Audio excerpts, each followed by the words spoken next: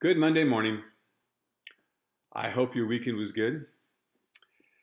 We are getting to the end of the book of First John, so we're going to spend a couple more days here. And today I want to start in chapter 5 of First John, verse 10. Let me read 10 through 12 to you to set up our talk. Verse 10, whoever believes in the Son of God has the testimony in himself. Whoever does not believe God has made him a liar, because he does not believe in the testimony that God has borne concerning his Son. And this is the testimony, that God gave us eternal life. And this life is in his Son. Whoever has the Son has life. Whoever does not have the Son of God does not have life. So John is being categorical again, either or.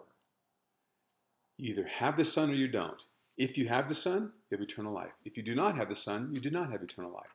So John regularly equates the Son of God, Jesus Christ, with eternal life. Here saying, if you have the Son, you have life, as though they're two different things. Later he's going to say, Jesus is eternal life, which is what John chapter 17 tells us, that this is eternal life, that you might know the only true God and his Son, Jesus Christ.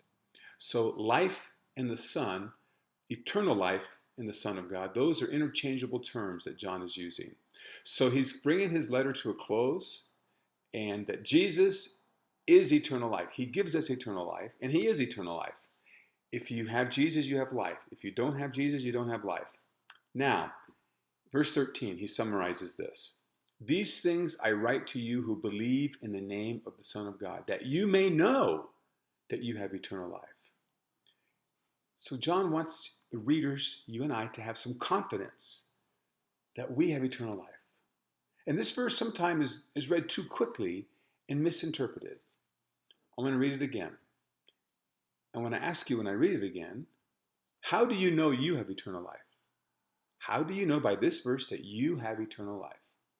I write these things to you who believe in the name of the Son of God, that you may know that you have eternal life. So by that verse, how do you know you have eternal life? My guess is that many of you are saying, oh, if I believe in the name of the Son of God.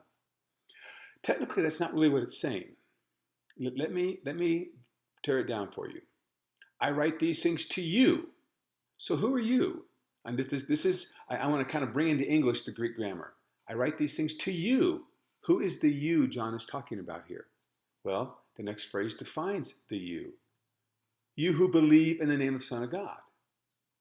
So that phrase is called an appositional phrase. John is saying, I write these things to you.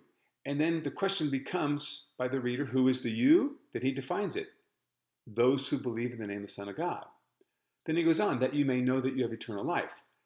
I'm going to give you the simple sentence here. I write these things to you that you may know you have eternal life.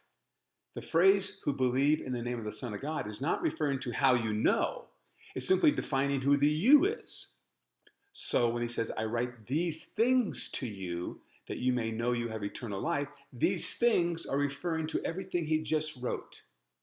John wants his readers to stop at the end of his book and analyze everything I just wrote. Now I need to understand what these things are so that I can know I have eternal life. So let me tell you what I believe these things that you need to know are so that you can have confidence you have eternal life. Not simply believing in the name of the Son of God. Many people claim to believe that, but there's no fruit in their life.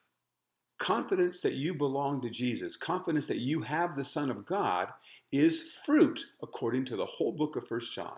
The fruit of love and the fruit of righteousness. John has been driving the point home over and over. If you say you love God and hate your brother, you are a liar. If you continue in sin, the truth is not in you. You must be practicing righteousness. That proves the truth is in you.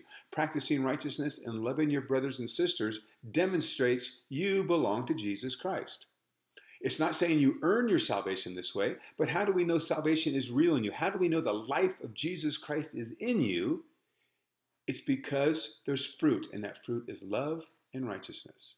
That's the test we have for ourselves today. It's easy to claim I believe. But if I truly believe, if I truly trust in Jesus Christ, something's happened inside of me. My life has changed. I'm a different person. And that will be evidence in the way I live my life. At the heart of that evidence, according to John, I know I'm being repetitive, It's love and righteousness. So read that verse time and time again and give me some thoughts on what you think of what I'm saying here.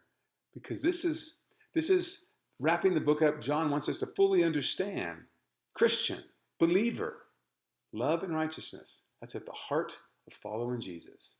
We'll talk to you tomorrow.